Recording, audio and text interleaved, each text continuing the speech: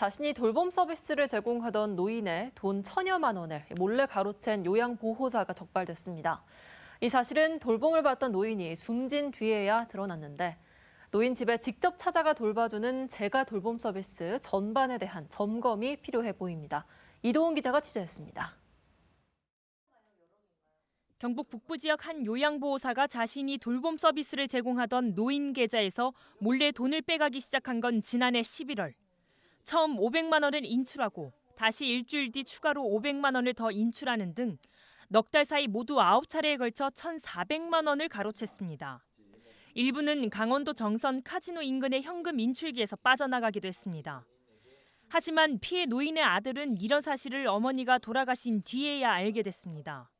이게 뭐냐고 그러니까 어머니 통장을 내가 갖고 있었다. 나중에 어차피 이제 사망 신고하고 나면 제가 이제 어머니에 대한 모든 걸 갖다가 다 열람을 할 수가 있거든요. 그래서 이제 들통이 날 것 같으니까 이제 시인을 미리. 경찰 수사가 시작되자 요양보호사는 스스로 목숨을 끊었고 피해 회복은 이뤄지지 않고 있습니다.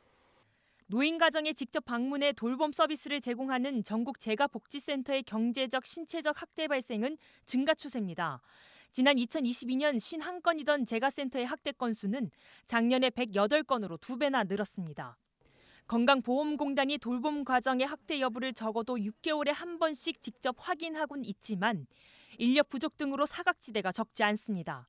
실제로 이번 사건의 피해자 할머니는 공단의 이용 상담 조사를 2021년 9월을 끝으로 받지 못한 사실이 확인됐습니다.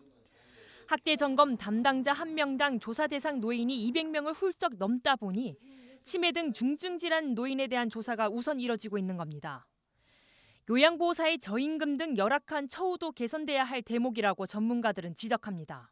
장기요양보험료에 대한 수가를 인상해서 비록 이 수가가 이 요양보호사들의 임금에 다 쓰이는 건 아니고 전반적으로 우리 장기요양 서비스의 질을 높일 수 있는 방향이기 때문에 이 관리 운영 주체인 공단이라든지 지자체가 이제 한번 좀 논의를 해봐야 될 것 같다는 생각이 들고.